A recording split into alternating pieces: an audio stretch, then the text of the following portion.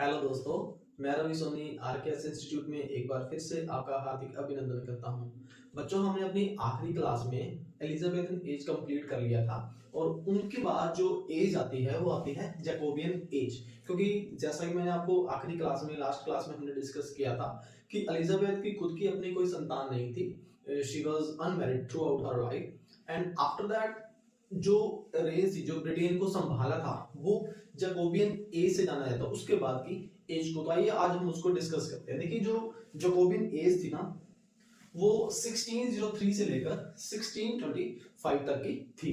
Okay, सबसे पहले हम बात करते हैं कि इसका नाम जैकोबियन कैसे पड़ा। जैसे एलिजाबेथ जो थी, उनकी जो एज थी 1558 से लेकर 1603 तक की, तो ये पूरी की पूरी एज उनके नाम पर ही चली थी। गोल्डन पीरियड भी इसको बोलते हैं इंग्लिश लिटरेचर का। और उसी तरह ये जैकोबियन एज इसका नाम पड़ा है। तो कैसे पड़ा, इसके ऊपर हम थोड़ी सी बात करते हैं। देखिए, जो जैकोबिन है ना, ये नाम पड़ा किंग जेम्स से। और अगर हम इसके लैटिन वर्ड की बात करें तो लैटिन वर्ड में इसको बोलते हैं जैकोबस। जैकोबस, तो इसलिए इसका नाम जैकोबियन एज पड़ा। अब बात आती है, हु वाज जेम्स वन। अब जेम्स वन कहाँ है, क्या है, और what was his relation with Elizabeth. तो आइए उसको भी हम थोड़ा सा डिस्कस करते हैं। और इसके लिए मैंने इस छोटा सा चार्ट जो है ना बनाया है।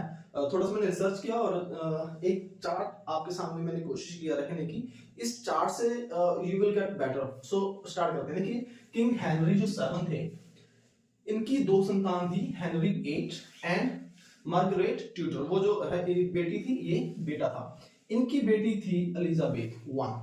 इनकी बेटी का नाम था एलिजाबेथ। जो इनसे पहले हमने जिनकी बात की थी, एलिजाबेथ एज की जो हमने डिस्कस किया था, उन्होंने अपने जो है ना रेन को पूरा संभाला था, ब्रिटेन को संभाला था एलिजाबेथ 1 ने। अब जैसा कि इनकी आगे कुछ नहीं था, फुल स्टॉप, क्योंकि कोई उनका आगे सन या डॉटर नहीं थी, उनकी शादी नहीं की थी।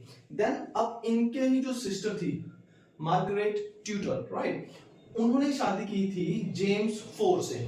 He was the king of Scotland at that time, right, and she got married with him. किसके साथ? जेम्स 14 के साथ, 4 के साथ, जो कि किंग ऑफ स्कॉटलैंड थे।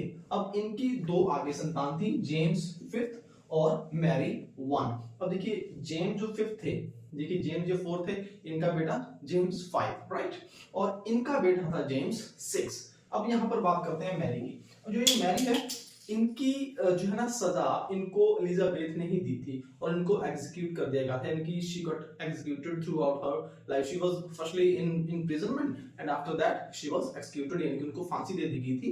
एलिजाबेथ उनके द्वारा ही दी गई थी। वो एक अलग स्टोरी है, बहुत इंटरेस्टिंग स्टोरी है, we will discuss in later. तो मैरी जो है फिनिश। देन जेम्स 5 का बेटा जेम्स 4 था। अब जैसे कि इनकी डेथ हो गई थी, तो एकमात्र नाम जो बचा था वो कौन था? जेम्स 6, जिनको जेम्स 1 फिर यहां से शुरू हो गया था इनका नाम, क्योंकि इन्होंने आगे एंसेस्टर ये वाला संभाला था, क्योंकि और कोई ऑप्शन नहीं था। She left with any option. जो उस वक्त के पीपल थे ना, उनमें भी ये मान्यताएं थी कि जो राजा है वो राजाओं के घरों से ही होना चाहिए। तब कोई लोकतंत्र नहीं था, कोई वोटिंग नहीं थी। तब तो सिर्फ ये था कि राजतंत्र से ही एक किसी ना किसी को लिया जाता था जो उनके परिवार से संबंधित रखता हो। And that only option left with us was James 6। और वहां से ही उन्होंने अपना जो है ना रेन को संभाला, और उसी के नाम से जैकोबियन एज जो है ना स्टार्ट हुई थी 1603 से लेके 1625 तक। तो यहां तक आई होप कि आप समझ गए। इसके आगे इसके हम थोड़े से फैक्ट करते हैं कि इस एज को और कैसे हम याद रख सकते हैं। देखिए, इसका एक मेन इंसिडेंट था जो कि हुआ था नवंबर 5 16 देखिए ईमेल लिखा है 1605 को हुआ था, ओपनिंग डे ऑफ पार्लियामेंट। अब जब जेम्स 1 को राजा घोषित कर दिया गया था, किंग बना दिया गया था, लेकिन इसकी जो भनक है, इसकी जो इंडिकेशंस है कैथोलिक्स को मिली, जो कि अगेंस्ट थे। वो अपना राजा बनाना चाहते थे। They were totally against with this ancestral and they wanted to crush everything. So what they decided to attack on parliament. अब 5 नवंबर 1605 को पार्लियामेंट जो है ना बना था। ये जो है ना एक पार्लियामेंट ऐसा होता है जहां पर एक मिनिस्ट्री सेट की जाती है, राइट, एक मिनिस्ट्री सेट की जानी थी। और उन्होंने सोचा कि हम वहीं पर ही सबको जो है ना मार देंगे। कैसे? उन्होंने पूरी पार्लियामेंट के अंदर एक जो है ना बारूद बिछा दिया था, जो कि एक गन पाउडर के नाम से जाना जाता है। गन पाउडर होता है कि पूरी जमीन पर बारूद बिछा दिया और एक हल्की सी चिंगारी भी उस पूरे के पूरे पार्लियामेंट को फिनिश कर देगी। वो कौन कर रहे थे? Catholics, because they didn't want that the new king should be James one. तो उन्होंने 5 नवंबर 1605 को, जो एक त्योहार, बहुत बड़ा त्योहार मनाया जाता है, उस दिन को ये डिसाइड किया था और उन्होंने सोचा था कि हम इस दिन अटैक करके फिनिश कर देंगे और अपना राज्य है ना आपका सपत्या करेंगे, लेकिन ऐसा नहीं हुआ। ओके, नेक्स्ट आता है found red handed and celebrated. देखिए, अब जैसे ही उन्होंने ये कैथोलिक्स ने ये डिसाइड किया कि वी विल फिनिश एवरीथिंग, लेकिन एक जो है ना कहते हैं ना कि इन्फॉर्मेशन, तो राजा को कहीं ना कहीं से इन्फॉर्मेशन मिली कि somebody is going to attack on you and you need to take precautions। तो राजा ने तुरंत आदेश दिया, जाइए ढूंढिए, कहीं से भी फाइंड आउट कीजिए कि ये है क्या, कौन हमारे ऊपर अटैक करना चाहता है। और जैसे ही जो है ना इंक्वायरी हुई, ढूंढा, तो वहां पर बहुत सारा बारूद मिला और एक पर्सन भी मिला जिसके हाथ में माचिस थी और वो रेड हैंडेड पकड़ा गया। फॉर्चुनेटली सारे गन पॉइंट को जितना भी बारूद था वो निकाल दिया गया और सब सेफ थे, राजा खुश थे। और उन्होंने 5 नवंबर 1605 को एक बहुत ही ऐतिहासिक दिन डिक्लेयर किया और अपने एंसेस्टर का भी कि आज मेरा रास्ते लिखा है, मेरी सभा बनी है। और उसके बाद से जो 5 नवंबर है, उसके बाद से हर साल बहुत ही धूमधाम से मनाया जाने लगा, एक विक्ट्री साइन होने लगा, एक सेलिब्रेशन होने लगा कि आज के दिन हमने जीत की है। जैसे हमारे त्योहार मनाते हैं, दिवाली मनाते हैं, the same way they celebrated on 5th of November every year as a victory sign. Then अब हम इसकी थोड़ी सी बात करते हैं कि during this time what was the writers positions. तो इस टाइम पर 3 तरह के राइटर्स थे मेनली। कौन कौन से? Poets, dramatist and essayist. इस टाइम पर जो पोएट्स हैं और जो ड्रामेटिस्ट हैं और जो नॉवेलिस्ट हैं, इंक्लूडिंग ड्रामेटिस्ट, ये अपने पीक पर थे।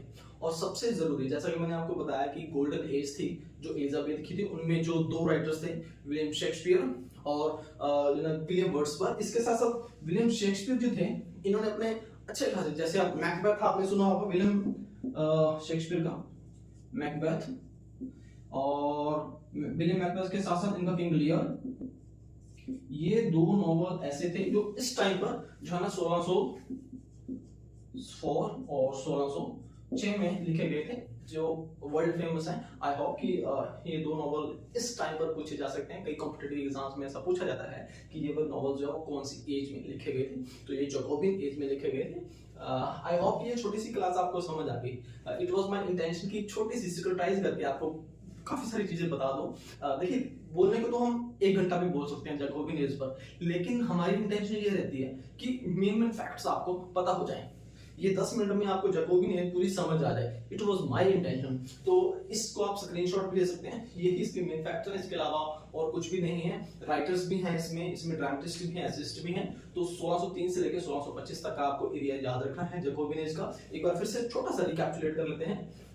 नेम इसका लैटिन भाषा से पढ़ा, जैकोबस है, इसको आपने याद रखना है, जैकोबस से याद रखना है। जेम्स तोरवे, वो ये वाला इसका जो है ना एक मैंने मैप बनाया, फैमिली मैप, फैमिली ट्री कह सकते हैं आप, वो बनाया है इसमें। और जेम्स जो 6 थे, वहां पर जेम्स 1 ने अपना एंसेस्टर संभाला था और ओपनिंग डे था पार्लियामेंट का, तो बड़ी धूमधाम से मनाया जा रहा है।